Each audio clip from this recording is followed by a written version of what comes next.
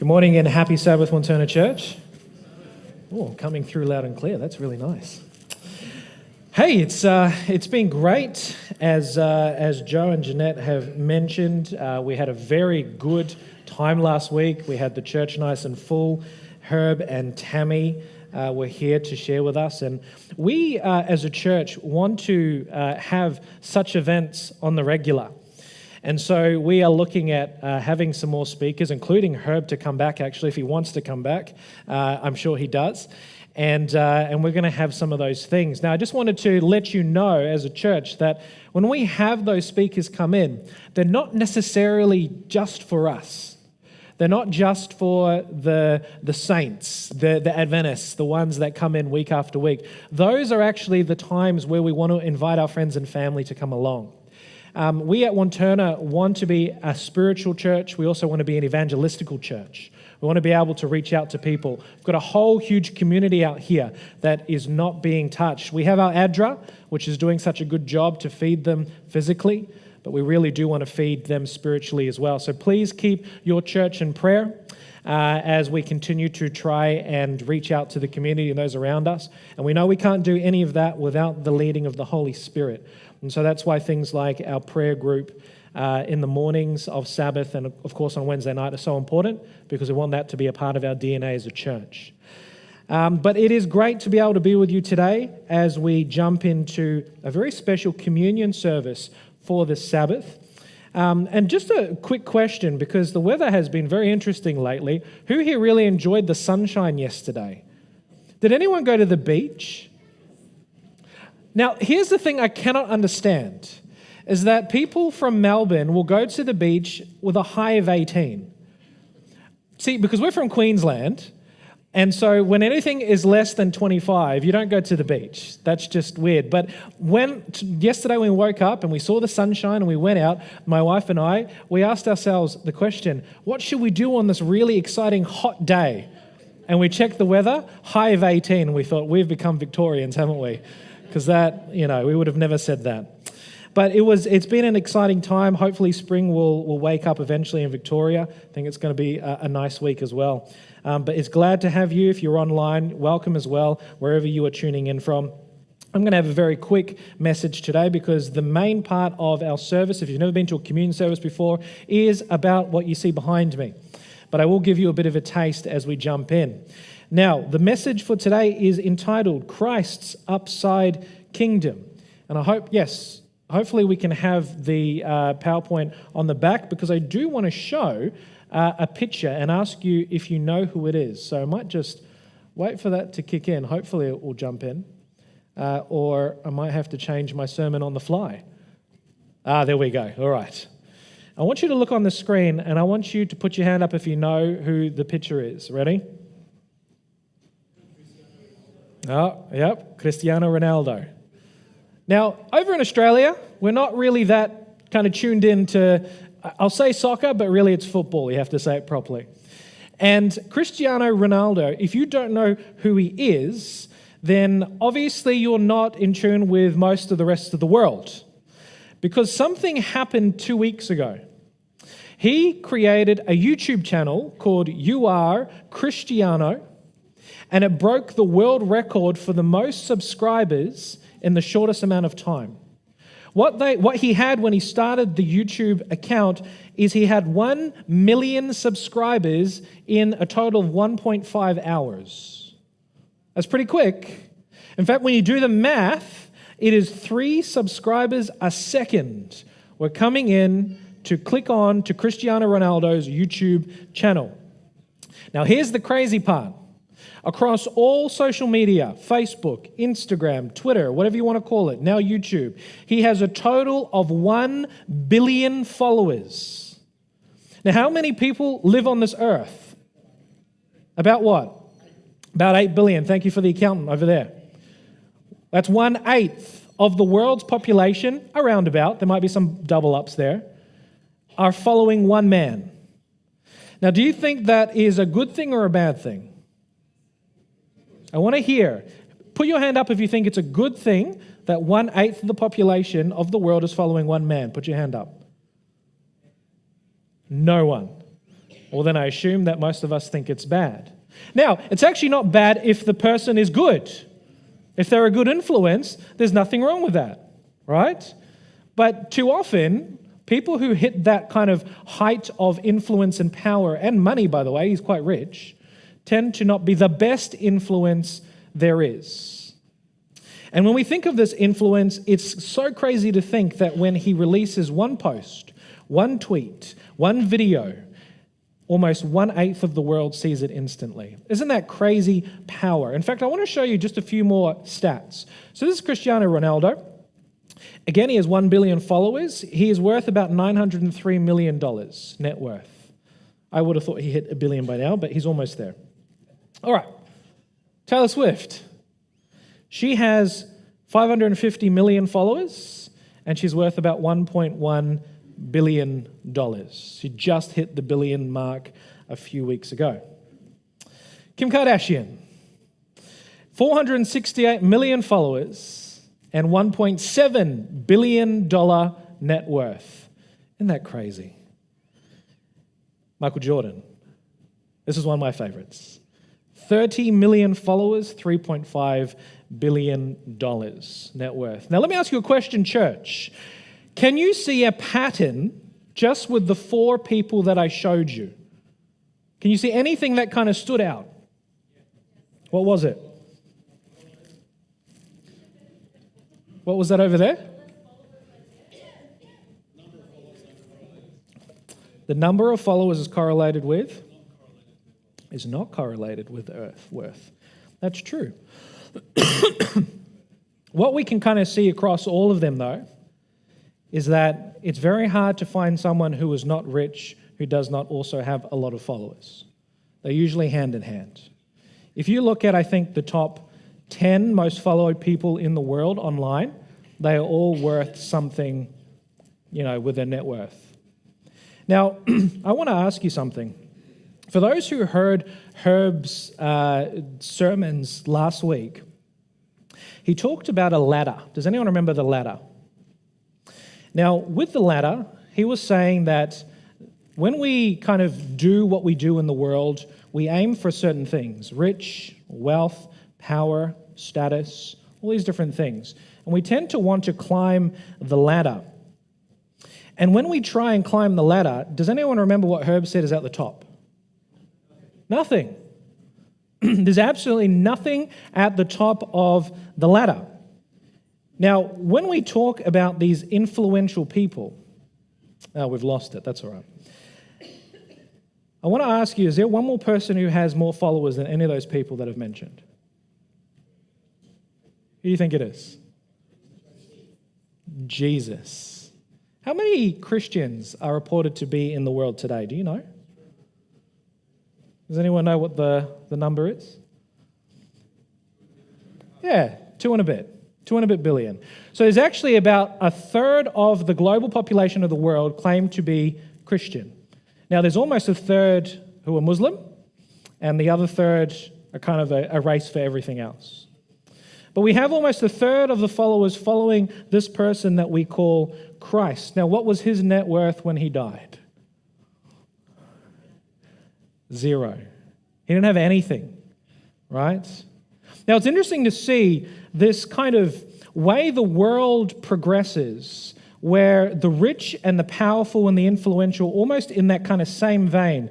But Jesus comes along, who has the most influence of anyone else ever who's walked and lived on this earth, and he was worth nothing financially.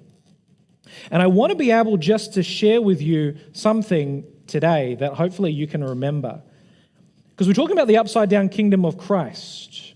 The kingdom that we live on this world is the more you climb up that ladder, the more you gain until you get to nothing. But the upside-down kingdom of Christ is this: the greatest is not the one that others serve, but the one that serves others. Can you remember that?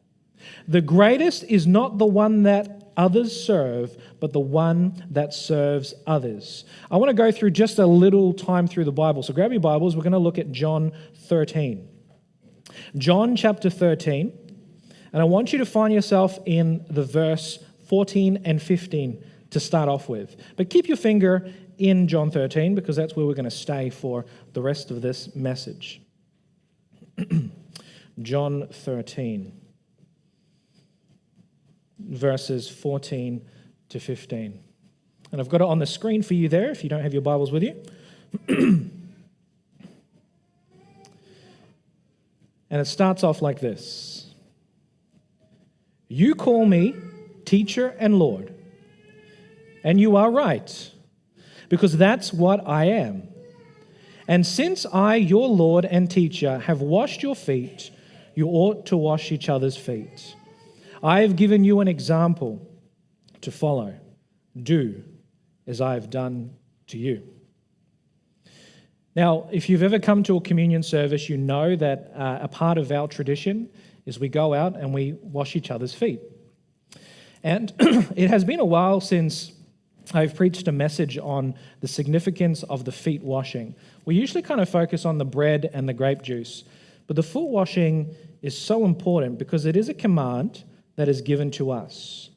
But I want us to maybe understand what's going on here because we don't really see the benefit of it other than let me make sure that I've had a shower the night before or shaved my legs or making sure that everything is okay because I don't want to be embarrassed when I get my foot or feet washed.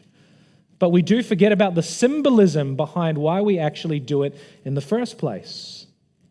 So we're going to stay in John 13, and I want you to go all the way to verse 1 because it gives us context to the command of the foot washing. We'll kind of see what is going on. In verse 1, it says this.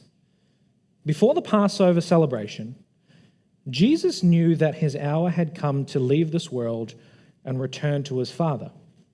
He had loved his disciples during his ministry on earth, and now he had loved them to the very end.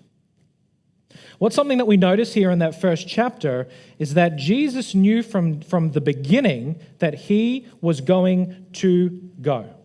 He was going to die, he was going to suffer, he was going to go through everything that he went through. And see, unlike the celebrities that we kind of saw there, if you are one of the followers of any one of those people, I can guarantee for you, they don't know who you are. If you're one of those billion followers that follow Cristiano Ronaldo, I can guarantee to you that he doesn't know what your name is. But here's the interesting thing about Jesus is that even before we have the Passover celebration, it says that he loved his disciples. Do you know what that means? Is that the followers of Christ are known by their name. And they are loved by Jesus. In fact, Jesus loved you so much, he thought about you before he went to the cross. And what makes this even more amazing is the week that he had. You see, on Sunday, does anyone know what happened on Palm Sunday? That gives you a clue. What did Jesus do?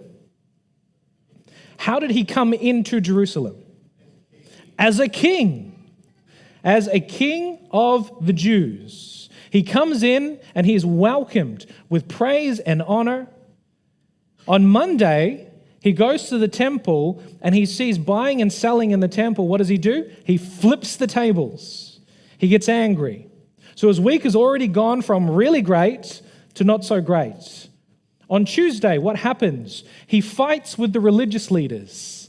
He finds the Pharisees and he tells them off for what they're doing.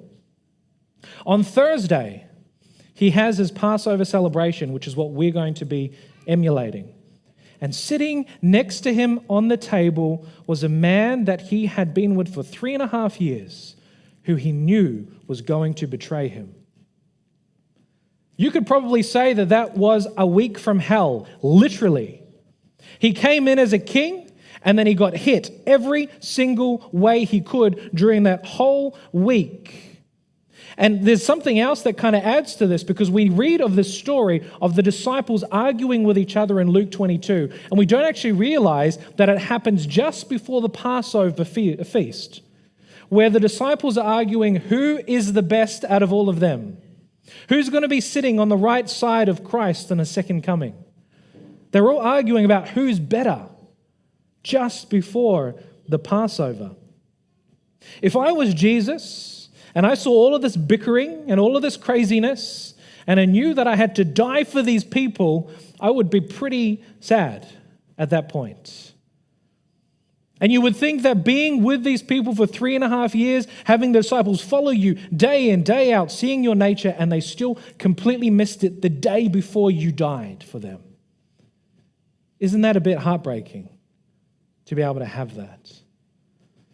Maritza and I have been married for 8 years, together for 12. Thank you. And frequently what we find is when we are having conversations or we do something that maybe is not what the other person likes, we have the sentence that we say quite frequently, and it is, even after 12 years together, you still don't know that I blank. Does anyone have those conversations? It's been so long since we've been together, and still you don't realize that I don't like the wet towels on the floor. We've been together for 25 years, and you still don't even know what my Subway order is. Right? You understand what I'm talking about, don't you, church? Because we think about the relationship that we've had together, and we are so dumbfounded as to how the person that's with us for so long still does not understand who we are. And you can imagine Jesus thinking in his head, come on, guys. It's been so long since we've been together. I'm going to die for you tomorrow. How did you miss this? But you see that there is a lesson here. And just so amazing how Jesus is. You read this in verse 3-5. John 13, 3-5. Look at the response that Jesus has to all of this. He says, Jesus knew that the Father had given him authority over everything, and that he had come from God and would return to God. So in response to that, what happens? He got up from the table. He took off his robe. He wrapped a towel around his waist and poured water into a basin. Then he began to wash the disciples' feet, drying them with the towel he had around them. Notice the context, church. What happens at the start? Jesus knew that he was from the Father and that everything was his. In other words, he knew that he was God. And the response to that, to know that he had everything in the world that he wanted, he was going to have all the followers in the world, he was going to be the most influential man, what does he do in response to that? He gets on his knees and he washes his disciples' feet. Can you imagine any one of those people that I showed you, the influencers, coming to you, humbling themselves and washing your feet? It would be ridiculous. Could you imagine right now, Taylor Swift walking right through here, wanting to join in with the foot washing and washing our feet? Could you imagine that? Maybe someone would. I don't think she would do that, because that is not the way of the world, but it is the way of the upside-down kingdom of Christ. This is why we do foot washing, because it is a response to understanding that we are children of God. When you know that you are a child of God, you know that you're worth immeasurably anything of this earth. You are so valuable. And so in response to that, we serve each other. Doesn't matter who you have in front of you. You could be washing the feet of somebody who is a devout Adventist and loves God. Great. But you could also be in a position where you have to wash the feet of someone who hates you. And yet we still do it. Why? Because we follow Christ. Because the greatest is not the one that others serve, but the one that serves others. I want to show you a video, and then we'll kind of split off into our foot washing. I hope that the volume will work for us. This is a video that I saw many years ago. And normally, just by the way, I don't like videos of people helping homeless people, mainly because I think that the intention behind it is wrong. Usually they do it so that they can feel good about themselves or show to others that they're doing great things. But this video is slightly different, so I want you to watch it, and then we'll split. When you give homeless people money, do you ever wonder how they spent it? Today I'm gonna give a homeless guy $100, and I'm gonna follow him and see how he spent it. Hey. Hey, how you doing? Good, how are you? I'm all right. I'm Josh. I'm Thomas. Nice to meet you. Yeah, I just tried to make him up to get me something to eat. I just want to like give it back to people. Yeah. Not gonna be that much, but Hey, anything's appreciated. Oh, goodness. it's just $100 here. Oh, no way. Yeah, just keep it. It's your money now. Oh, that's... Just want, you know. No, really, are you sure? Yeah, go ahead, it's yours. I'm starting to tear up No, over it's that. okay. Man, that's like incredible. It's okay, it's all I've right. never... Can I? Yeah, of course. Yeah, of course. I've never had this in my life. Nice meeting you. I hope you can, you know, have a good use of that money. It will be, sir. Okay, great. See ya.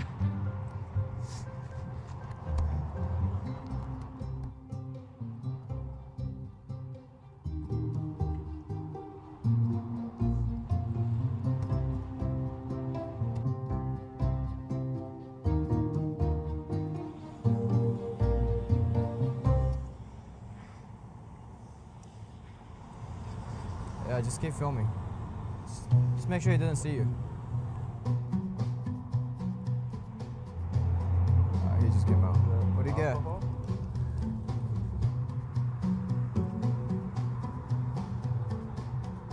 Oh, let's go across the street. Let's go. Let's go. Go follow him.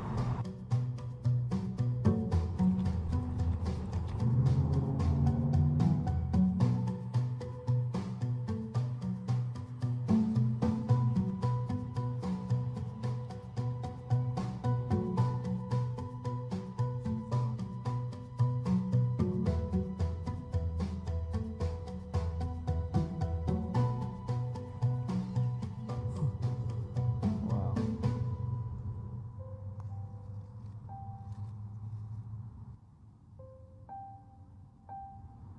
Oh.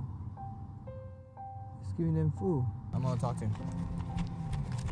You want some potato chips? Oh, because those are too hot for her. Thank you. Oh, Hey. hey, what are you doing here? Hey, actually, come here. I need to talk to you. Happy holidays, you guys. Thank you. I was following you the entire time. Oh, yeah? After I give you the money, we were there's a camera. My camera is right there. You see the camera? Oh, yeah. Do you even know them? Like, No. I feel like I owe you apologies because you went to a liquor store, right, earlier? Oh, you thought I was going to get all smacked up drunk, huh? I thought you were gonna buy like alcohol or something. Yeah, but there's things money can't buy, and my own, I get a happiness out of what I'm doing. No. Here, I'm fine. no, you just touched my heart. You know, this is another It's this the is hol- another $100. No, this is. I want I want you to keep it. I'm stunned. I'm stunned. I'm I stunned don't by know what to say. Usually I'm pretty talkative. how you end up to, you know, like where you're at right now. Basically, I was living with my parents, and my stepdad had cancer, and they were getting hospice, but it didn't cover. The insurance only pays so much. I quit working because I had to be available, and so he passed away, and then 2 weeks later, my mother passed away from kidney failure. Building they're in is being sold, the condo. And I all of a sudden found myself homeless. That's been like 4 months now. And there's a lot of people that are just victim of circumstance, and they didn't go homeless because they're late. You know what I mean? Lazy or like No, drug addiction. It could be a divorce, and one thing leads to another. The man sells his boat, his home, everything, and all of a sudden he finds out he's got no money. And he's, you know, there's a lot of good people that are homeless. If you're doing good, you somehow be on a seam and you bump into good people. That's all there is to it. You're on a different path somehow in life. I can't explain it. Good seeing you again. Can't believe that just happened. Wow.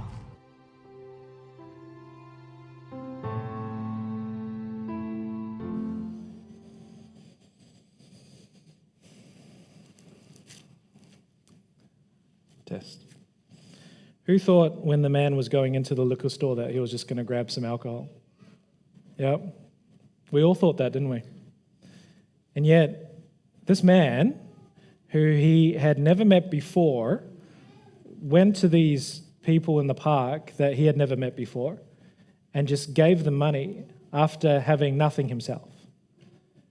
Now, the reason why I show that video, hopefully it's become very clear. But which kingdom do you think he belongs to? Even though we didn't even hear the word God at all during that whole video. Do you think he belongs to the kingdom of the world or the upside kingdom of Christ? of Christ. Because he had nothing to give, and when he was given something, he just wanted to serve others with it. And then he would just walk away. And that's kind of like us. Really, when we think about who we are, our value is nothing. If you don't believe in God, and if you don't believe in a faith past this, then guess what? We're all going to go the same place, which is just in the ground. And we're worth nothing, no matter how much your net worth is right now. But if you follow Christ and you believe in who he is and you accept his sacrifice, then you are worth more than anything in this world. And so that value that you have, Jesus says, go, give, serve. Don't keep it to yourself. You have the most valuable thing that anyone could ever have in this world, and that is the gospel message. And the reason that Christ died for you is because he loves you. That's why we're going to go and do foot washing. That's why we're going to do the communion service, because we want to partake in the upside-down kingdom of Christ. Let me say that one thing again. The greatest is not the one that others serve, but the one that serves others.